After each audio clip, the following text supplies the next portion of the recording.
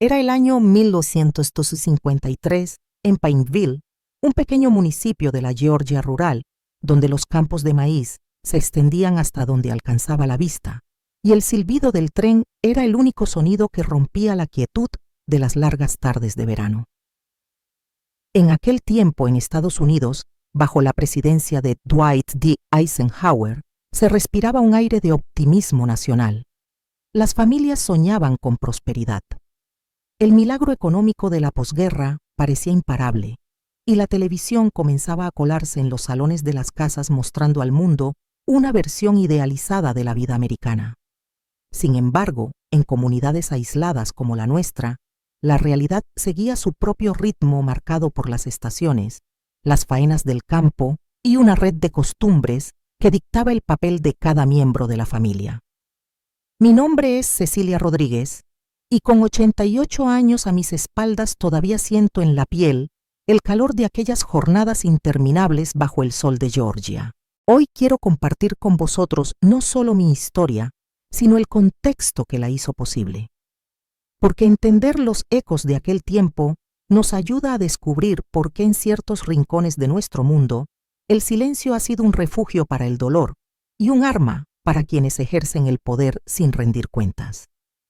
En la Pineville de 1953, la familia era una institución casi sagrada. El padre trabajador del ferrocarril era la autoridad indiscutible, tomaba las decisiones, establecía las normas y en caso de conflicto, su palabra era ley. La madre, en cambio, se encargaba del hogar de los hijos y del cuidado de todos los detalles domésticos. Las vecinas intercambiaban comida casera y consejos de crianza en la iglesia los domingos, y la figura del abuelo o de la tía soltera completaba ese mosaico de apoyo comunitario que funcionaba sin papeleo administrativo alguno. Sin embargo, bajo esa apariencia de armonía se escondían desequilibrios profundos. La pena se llevaba en silencio porque los problemas de casa no se cuentan fuera. Los niños aprendían desde muy pequeños que quejarse era de débiles y que la obediencia era la cualidad más valorada. La salud, especialmente la infantil, dependía de remedios caseros y del médico del condado al que solo se acudía cuando la fiebre se volvía incontrolable. La neumonía, de hecho, era aún un juicio de muerte para muchos. A diferencia de las grandes ciudades donde los hospitales y los servicios sociales empezaban a modernizarse, en la Pineville rural, el acceso era casi nulo. El consultorio del único doctor del condado quedaba a 12 millas de distancia por caminos de tierra intransitables cuando llovía. No existían teléfonos en cada hogar. Las comunicaciones se hacían mediante telegramas o la ocasional llamada desde la oficina de correos del pueblo vecino. Los trenes eran a veces la única forma de recibir noticias del mundo exterior. Este aislamiento no solo dificultaba la atención sanitaria, sino que reforzaba la idea de que lo que ocurre en casa se queda en casa. Si una madre moría como sucedió con la mía víctima de aquella neumonía voraz, la familia debía recomponerse sola. No había asuntos sociales que ofrecieran acompañamiento ni escuelas preparadas para intervenir cuando un niño llegaba desnutrido o con moretones. Las maestras por lo general solo podían susurrar una reprimenda al pequeño travieso, pero nunca alzaban la voz contra un adulto. Ahora imaginemos por un momento una aldea de Andalucía o de Galicia en la España de la posguerra. Franco seguía asentado en el poder, la censura controlaba cada palabra publicada y el catolicismo impregnaba todas las facetas de la vida pública y privada.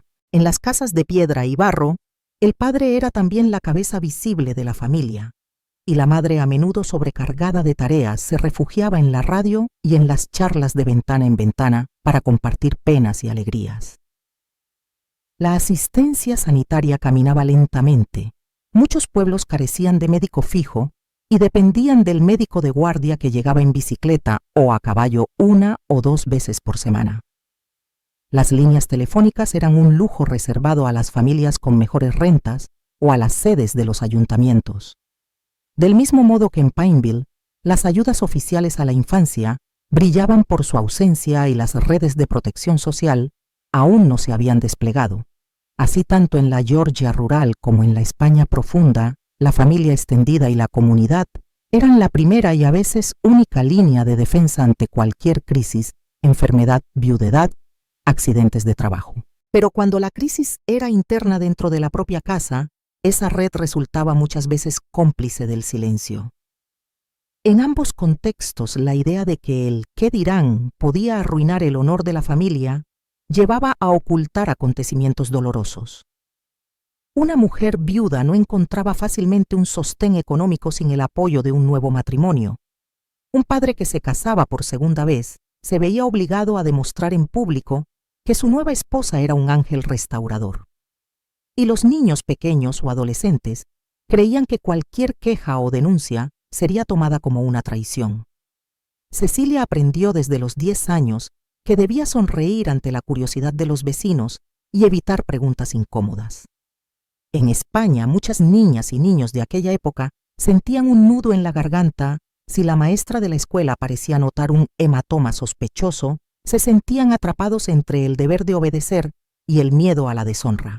Hoy, casi 70 años después, tanto en Estados Unidos como en España, hemos construido marcos legales e instituciones de protección a la infancia en España, organismos como los Servicios Sociales de Atención a la Familia y Menores o el teléfono ANAR, que por fortuna detectan y actúan frente al maltrato con protocolos claros.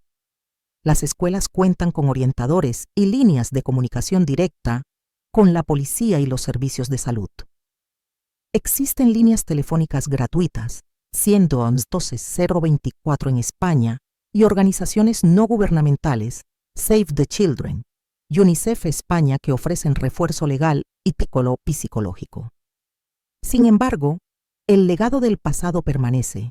Es necesario recordar que cuando la comunicación falla y el aislamiento impide la ayuda a los más vulnerables, siguen en peligro. Las historias de aquel entonces, como la mía, sirven para recordarnos que la protección a la infancia no es solo un asunto de leyes, sino de cultura comunitaria, de vecinos atentos, de maestros que no olvidan un silencio sospechoso y de autoridades que actúan con agilidad. En la próxima sección, profundizaremos en el descubrimiento de Cecilia de la verdadera naturaleza de Gertrude, las primeras señales de alarma y las primeras injusticias que marcaron la dinámica de aquel hogar en Pineville. Aquel primer encuentro con Gertrude me dejó la sensación de que mi vida y la de Peter acababa de dar un giro inesperado. Su nombre, su perfume de jazmín, incluso el tono templado de su voz al presentarse, parecían prometer alivio tras la ausencia de mamá. Pero pronto descubrí que en ocasiones la salvación se disfraza de tormenta y que quien llega con gesto bondadoso puede ocultar espinas afiladas. Con el paso de las semanas empecé a descubrir que Gertrude no era la madrastra amable que todos saludaban en la iglesia. Aquella mujer de aspecto tan sosegado y gesto delicado cargaba en el corazón la pérdida de una hija, Clara, la niña de la fotografía, que yo encontré por casualidad en su cofre de pañuelos. La tristeza de no poder recuperar a la pequeña, arrancada de sus brazos por un padre reacio a las crisis de ánimo de su madre, había crecido dentro de ella como un músculo tenso que jamás se relaja. En psicología se llama proyección al mecanismo por el cual un sufrimiento no resuelto se descarga contra otros, sobre todo los más vulnerables. En el caso de Gertrude, su resentimiento por no haber podido abrazar otra vez a Clara se tradujo en un control absoluto sobre Peter, la viva imagen de esa hija perdida. Cada vez que le gritaba por un plato mal lavado o le aplicaba un castigo físico, estaba en el fondo intentando sofocar la voz de su propio dolor. Cuando un recién llegado a una familia establece rápidamente reglas draconianas y distribuye tareas sin consultar, deberíamos parar un momento y preguntarnos por qué. Con Gertrude sucedió así. En cuestión de días, su voluntad se convirtió en ley. Ella inventó normas no más mamá ni Cecilia, y unas jornadas de trabajo que parecían escritas para esclavos, no para niños. Sin embargo, tanto mi padre como yo estábamos tan agradecidos de la estabilidad que al principio creímos que aquel rigor era simplemente fruto de su eficiencia. Entre las señales de alarma más claras que ignoramos estaban aislamiento progresivo. Gertrude cortó mi acceso al vecindario restringió mis salidas y limitó las visitas de la tía Marta que solía ayudarnos. Cuando los niños dejan de tener referentes externos, el abusador gana terreno. Control de las rutinas diarias. Establecer horarios absurdos. Hora de comer, dormir, hablar combinados con un látigo de reprimendas. Cuando alguien decide hasta la hora en que respiras esa persona, ejerce un poder excesivo. Desgaste físico y emocional. Nos exigía labores que iban más allá de nuestras fuerzas. Cargar cubos de agua de medio kilómetro de distancia, fregar suelos con cepillo de alambre, cocinar 3 comidas diarias sin descanso. El agotamiento es una táctica para abatir la voluntad. Gritos y violencia sutil. Los gritos, los golpes en la mesa, las miradas que helaban la sangre. Cada accidente era un castigo velado. La violencia puede no dejar moretones visibles, pero sí cicatrices indelebles en la memoria. Mensajes contradictorios. A ratos, Gertrude encargaba flores para la mesa y comentaba lo orgullosa que estaba de mí. Al siguiente minuto me acusaba de ingrata. Esa alternancia entre bondad y crueldad es típica de quien busca confundir y mantener al otro en un estado de alerta constante. En el imaginario colectivo muchas veces se idealiza la figura de la madrastra. Tras un periodo de ajuste, el cuento promete un final feliz donde la madrastra y los hijastros conviven en armonía. Pero la realidad, sobre todo en contextos de duelo mal gestionado, suele ser muy distinta. Quien asume el rol de sustituto muchas veces arrastra consigo expectativas excesivas. Demostrar que puedes querer a otro hijo como si fuera propio se convierte en un deber que confunde el cariño con la obligación y la presión con el afecto. La gran trampa de las víctimas es esperar ese cariño que apenas llega. Yo deseosa de que mi padre recuperara la sonrisa. De antes me esforzaba por obedecer cada orden de Gertrude, con la esperanza de ver brillar en su mirada algo de ternura. Pero aquel brillo rara vez aparecía más que como un reflejo pasajero, pronto disuelto en palabras hirientes. Tanto Peter como yo cometimos errores comprensibles. Creer en la buena intención del abusador. A menudo aceptamos la versión oficial: Gertrude solo quiere lo mejor para nosotros. Esa creencia nos llevó a disculpar comportamientos inaceptables, guardar silencio por respeto. En mi mente, ¿cuántas veces pensé? No es mi lugar cuestionar a quien cuida de nosotros. Este respeto malentendido impidió que buscáramos auxilio. Minimizar los hechos. Los golpes, los gritos, los castigos feos parecían una corrección necesaria. Hasta que rebasan un límite, tendemos a normalizar lo insólito, miedo a romper la familia. Pensábamos que si hablábamos podríamos separar a mi padre de Gertrude y traer nueva desgracia. El temor a la ruptura familiar silencia a muchos. Falta de referentes externos. Al no tener un adulto en quien confiar, la tía Marta vivía demasiado lejos. El cura estaba demasiado ocupado. Quedamos atrapados en la jaula de la soledad emocional. Uno de los aspectos más dolorosos fue descubrir que incluso el Consejo de las Mujeres del vecindario se inclinaba a justificar a Gertrude. Es difícil para una madre perder a su hija, susurraban en voz baja tras las rejas de la iglesia. Y remataban con un dale, tiempo querida, pronto todo mejorará. Esa complacencia silenciosa, esa condescendencia piadosa, legitimaba la autoridad abusiva y nos dejaba aún más solos. En España, en muchas aldeas, ocurría algo parecido. La vecina que ve un hematoma en la pequeña comenta bajito que son cosas de críos y luego cambia de tema. Nadie desea entrometerse en asuntos de familia.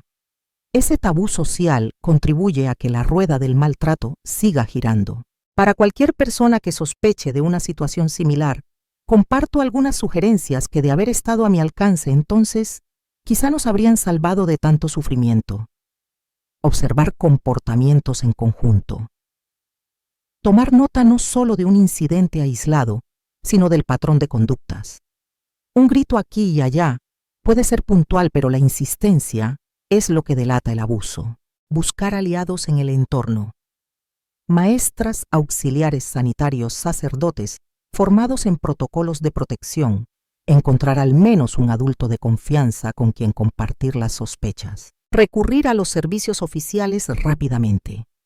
En España existen el 016, violencia de género, y el 112 emergencias, además de ONG como ANAR o Save the Children, con líneas de ayuda específicas para menores. Registrar pruebas discretamente. Anotar fechas, horas, descripciones. Reunir fotografías de lesiones. Guardar testigos. Todo eso fortalece una denuncia o una solicitud de intervención. Entender que la culpa no es del niño. Nadie merece ser maltratado. La responsabilidad recae sobre el abusador y, en último término, sobre la sociedad que tolera el silencio. Formar redes de apoyo comunitario. Talleres en colegios, charlas en parroquias, grupos de padres informados. Cuanto más consciente esté la comunidad, menor será la invisibilidad del maltrato. En el próximo capítulo, iremos al corazón de mi estrategia de supervivencia, la red de señales que creé para proteger a Peter, mezclando astucia infantil con la lección más importante que aprendí de mi madre. La esperanza no se extingue mientras haya quien luche por encenderla. No fue hasta aquellos días oscuros que comprendí la verdadera dimensión de aquello a lo que me enfrentaba. No bastaba con obedecer o rezar para calmar mi miedo, debía convertirme en la guardiana de la vida de mi hermano.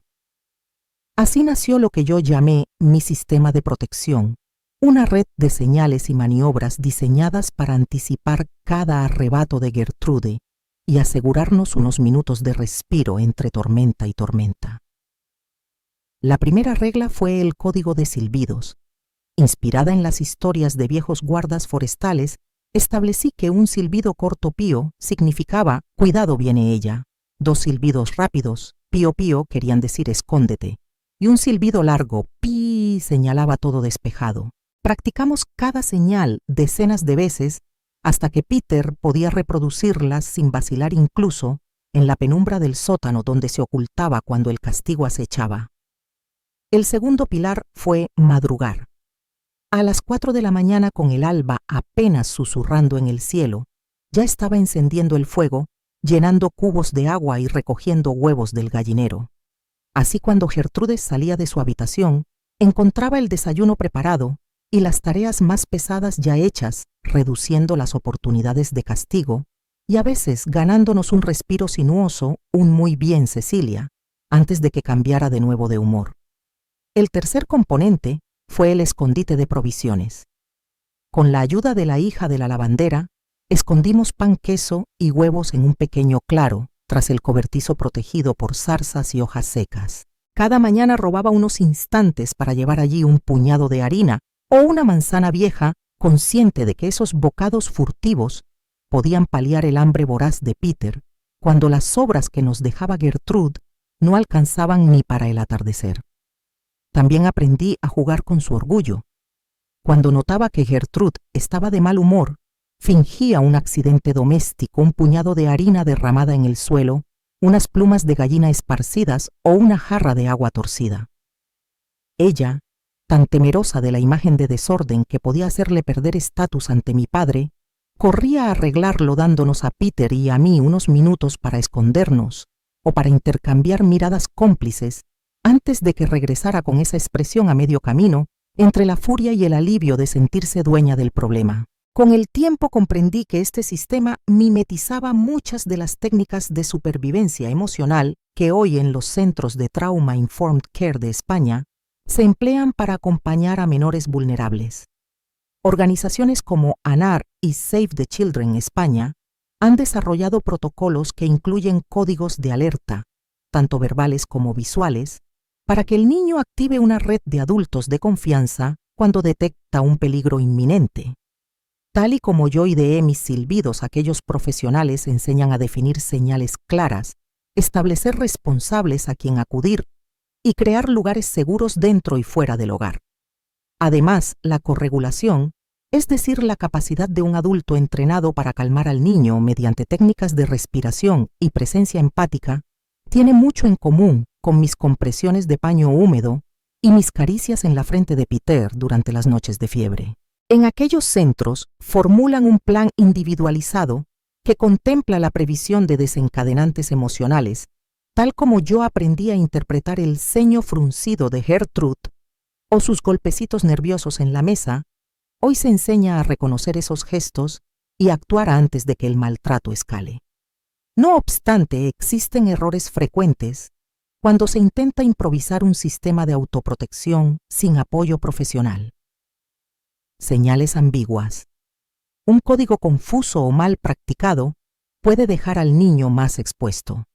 Recuerdo una vez que Peter silbó demasiado despacio y Gertrude entró justo en el momento en que intentaba trepar al granero.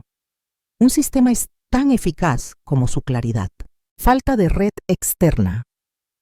Si las señales solo permanecen en casa, no hay recurso si el abusador impide la huida. En los programas de España, cada menor identifica al menos 3 adultos de confianza, maestro, médico, familiar, lejano. Así, si uno falla, quedan 2 opciones. Aislamiento excesivo. Madrugar o inventar tareas puede salvarte un día, pero te roba la infancia y agrava la soledad. El Trauma Informed Care insiste en recuperar actividades lúdicas y educativas como forma de normalizar la vida del menor. Riesgo físico no medido. Empujar a un niño a cargar cubos pesados o a escalar árboles sin supervisión puede provocar lesiones graves. La improvisación de las rutas de escape debe equilibrarse con la prevención de daños físicos. Olvidar el autocuidado de quien protege. Un protector improvisado sin descanso ni soporte acaba agotado. Yo misma caí enferma por el sobreesfuerzo. Las metodologías modernas incorporan también la atención al cuidador primario para que no colapse y abandone el sistema. Estas equivocaciones enseñan que aunque la iniciativa individual puede salvar vidas, la integración de profesionales, recursos comunitarios y protocolos técnicos multiplica la eficacia.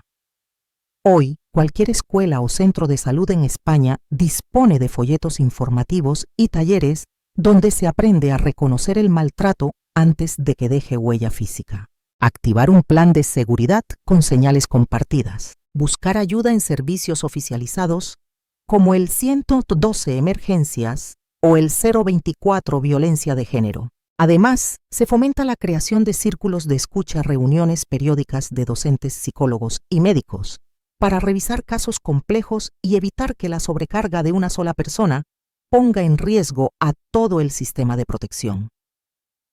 De mi experiencia surgieron también lecciones que hoy son verdades evidentes para quienes trabajan en la protección de la infancia. La anticipación vale más que la reacción. Prever los momentos de mayor tensión al despertar antes de la hora de la comida permite diseñar esquemas de distracción o de salida segura. La flexibilidad es clave. Si un plan falla, hay que tener rutas alternativas. Yo aprendí a desviar la atención de Gertrude con pequeños favores o gestos de ternura inesperados, como preguntarle por historias de su hija Clara, lo que apaciguaba su ira unos minutos. La empatía no anula la defensa mimar al abusador en un instante de vulnerabilidad.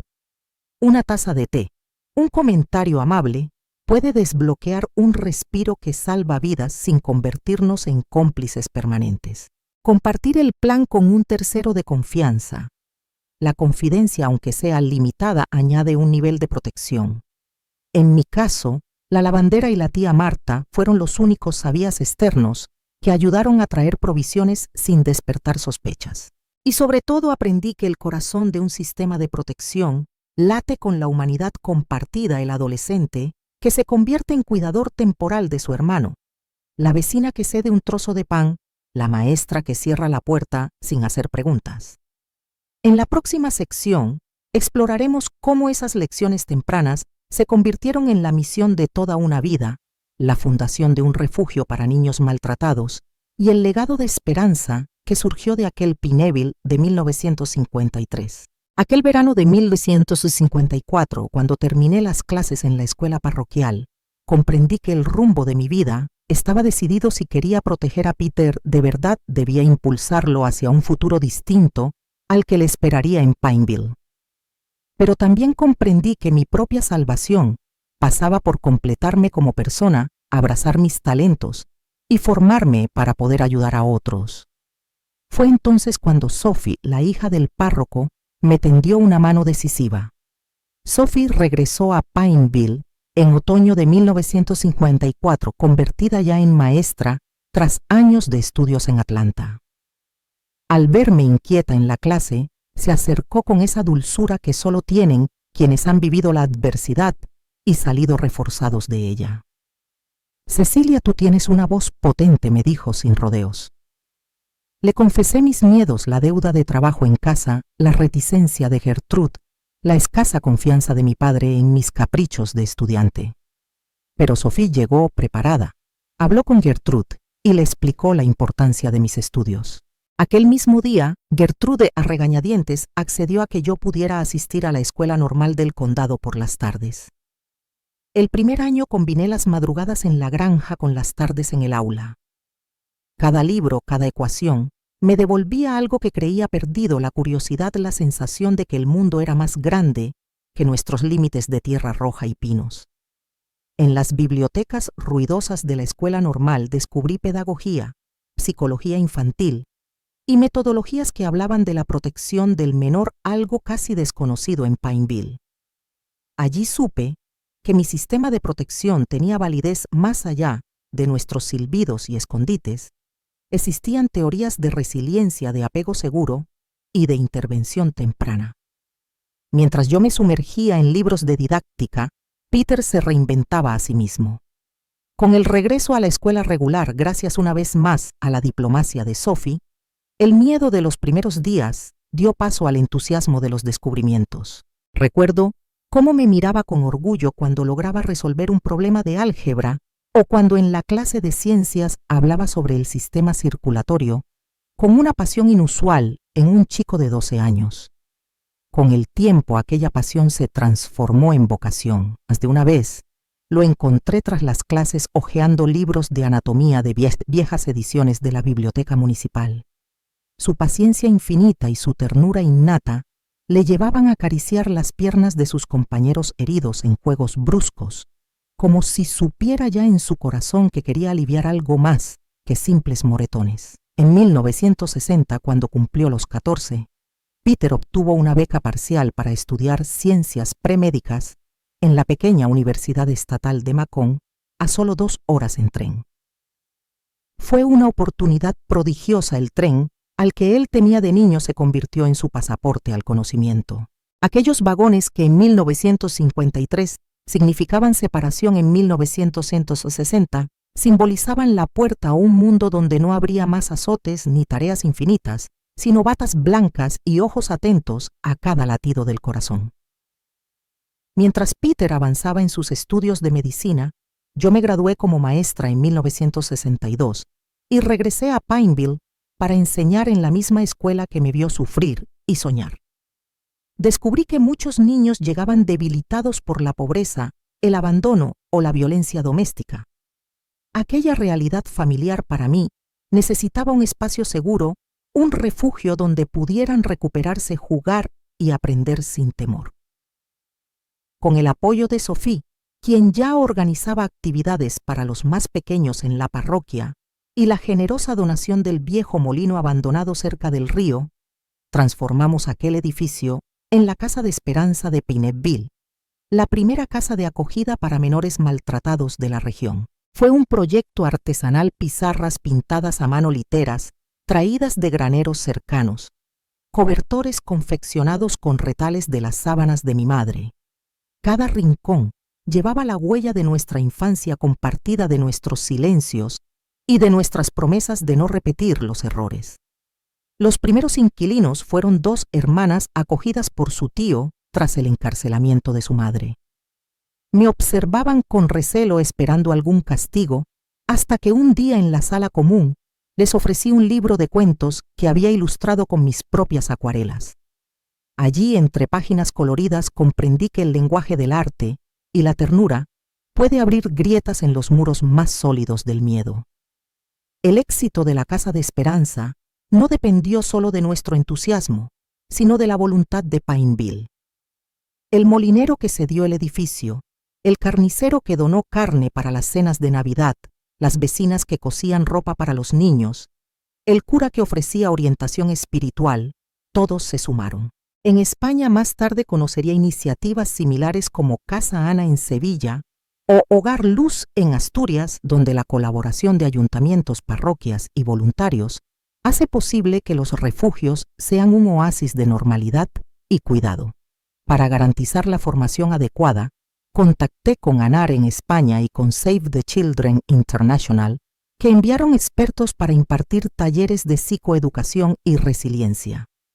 Aprendimos a detectar señales tempranas de estrés postraumático y a trabajar con técnicas de juego terapéutico, títeres murales colectivos y cajas de la calma, pequeños cofres con juguetes, bandas elásticas y peluches para regular la ansiedad. Con el paso de los años, la Casa de Esperanza de Pineville se convirtió en referente regional. Peter, ya doctor en pediatría, volvía cada mes para ofrecer consultas gratuitas a las familias vulnerables. Sophie, convertida en directora de la escuela, abrió programas de mentoría donde alumnos mayores tutelaban a los más pequeños. Y yo, como fundadora y maestra, coordinaba los intercambios con escuelas de Georgia y de España, promoviendo proyectos de hermanamiento para que los niños aprendieran que no estaban solos más allá de sus fronteras.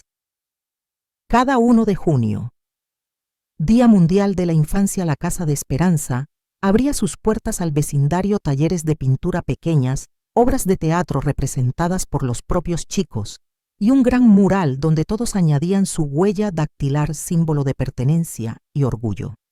Aquellos murales repletos de colores y sonrisas eran la prueba tangible de que los niños podían sanar si la comunidad se implicaba.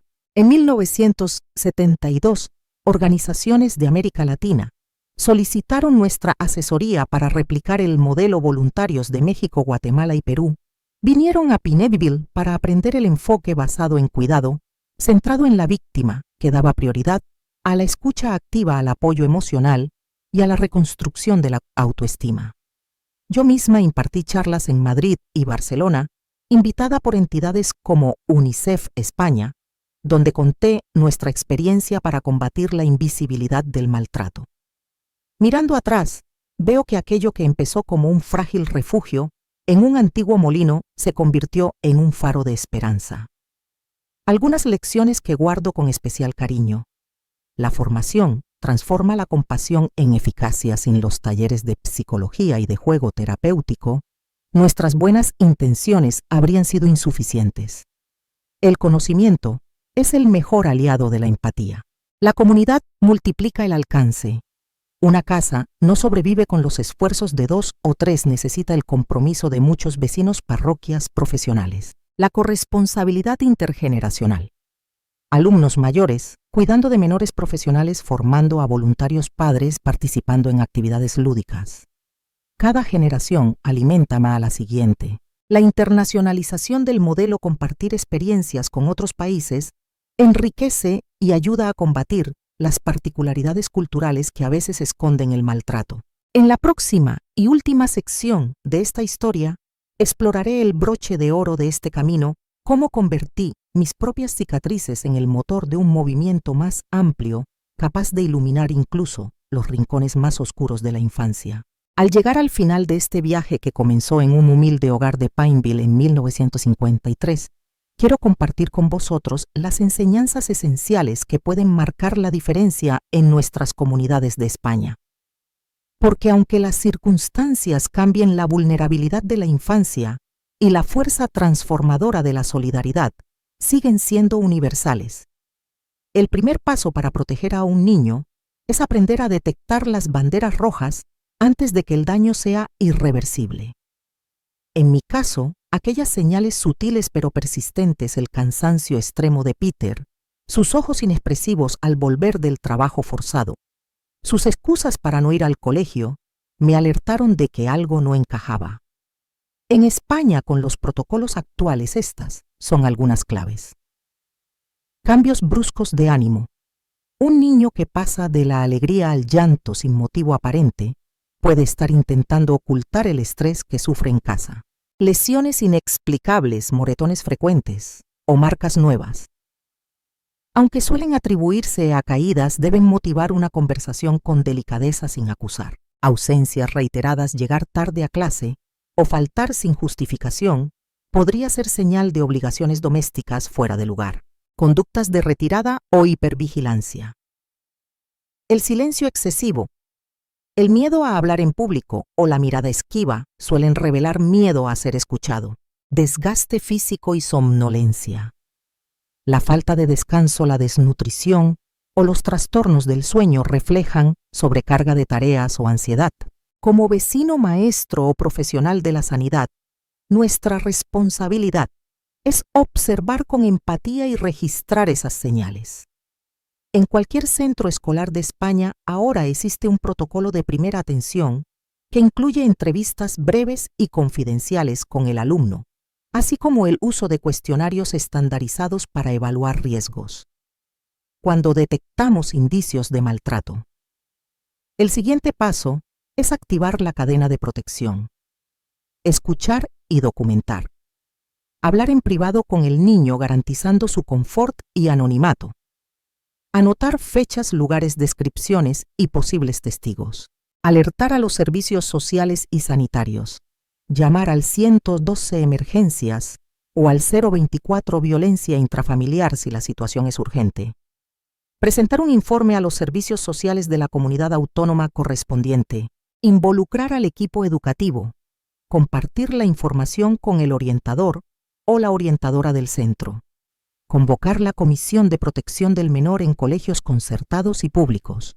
Evaluación profesional. Derivar al niño a un equipo psicosocial, psicólogo infantil, trabajador social y pediatra. Diseñar un plan individualizado de seguridad y acompañamiento. Seguimiento y apoyo continuo. Revisar periódicamente el caso en reuniones multidisciplinares. Asegurar la red de adultos de confianza que mantendrán contacto regular con el menor. Este protocolo, aplicado con rigor y sensibilidad, garantiza que nadie quede aislado.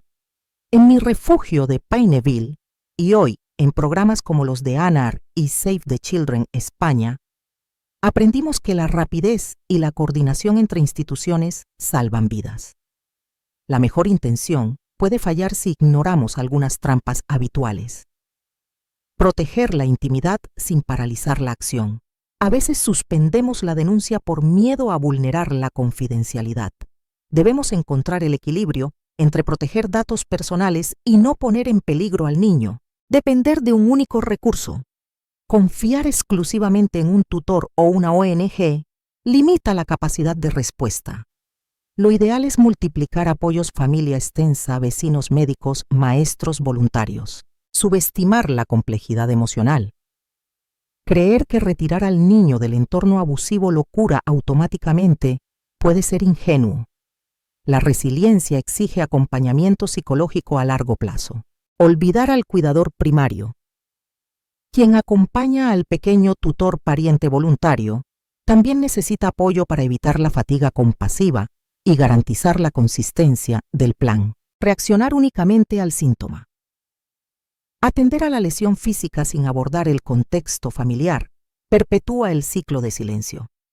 Debemos indagar en las causas raíz, en el entorno, en los vínculos. Reconocer estos errores nos ayuda a fortalecer cada eslabón de la cadena de protección, desde la sospecha inicial hasta la integración del niño en un entorno seguro y afectivo. Una de las enseñanzas más poderosas de mi vida fue descubrir que al contar mi historia, liberaba no solo mi propio dolor, sino que encendía la luz en quien se había sentido igualmente atrapado. Compartir experiencias auténticas crea redes de empatía que pueden impulsar la acción colectiva. Testimonios en escuelas y asociaciones. Invitar a supervivientes de maltrato a contar su experiencia en un entorno protegido ayuda a sensibilizar a alumnos, familias y profesionales. Campañas en redes sociales. Utilizar etiquetas como #rompe el silencio o voces infantiles para visibilizar casos, divulgar información y difundir los canales de ayuda. Eventos comunitarios. Organizar ferias de la infancia o jornadas solidarias donde ONG, servicios sociales y voluntarios ofrezcan talleres lúdicos y charlas formativas. Alianzas con medios de comunicación. colaborar con radios, televisiones y periódicos locales para difundir protocolos de actuación y testimonios reales, rompiendo el tabú y mostrando rutas de ayuda. Cuando la Casa de Esperanza de Pineville celebraba su aniversario, proyectábamos fragmentos de mis relatos junto a dibujos de los niños acogidos. Esa mezcla de palabra y color era un imán que atraía a la comunidad a involucrarse, padrinazgos de becas, donaciones de mobiliario y hasta programas de mentoría profesional. Hoy quiero pediros que llevéis estas recomendaciones más allá de esta historia. Os animo a formaros y compartir la información. Participad en charlas de protección infantil, leed guías de ANAR o UNICEF España. Compartid en vuestros grupos de WhatsApp y redes sociales los números de ayuda. Crear círculos de confianza locales. Identificad y respaldad a adultos dispuestos a ser referentes para niñas y niños, maestros jubilados, deportistas locales, agentes de policía comunitaria. Fomentad mentorías donde jóvenes mayores tutelen a menores en riesgo. Apoyar a las ONG y recursos oficiales. Voluntariad en centros de acogida o colaborad económicamente con fundaciones. Denunciar retrasos o deficiencias en los servicios públicos de protección de menores a través de las plataformas habilitadas. Practicar la empatía activa. La próxima vez que veáis a un niño callado o triste, ofrecedle una conversación atenta sin juzgar. Recordad que a veces basta con preguntar, ¿estás bien?, y escuchar sin interrumpir. Mantener viva la memoria de los supervivientes. Honrad sus historias contando su legado, creando proyectos que lleven sus nombres y sigan extendiendo la solidaridad. En España, al igual que en aquel rincón de Georgia, tenemos el poder de tejer redes de protección desde los barrios hasta las instituciones. Si mantenemos viva la llama de la solidaridad, si aprendemos de los errores del pasado y abrazamos la acción colectiva, lograremos que ningún niño se sienta nunca más tan solo como el pequeño Peter en las noches de tormenta. Y así con cada gesto, con cada palabra compartida, con cada ayuda prestada, transformaremos las cicatrices invisibles en puentes de esperanza.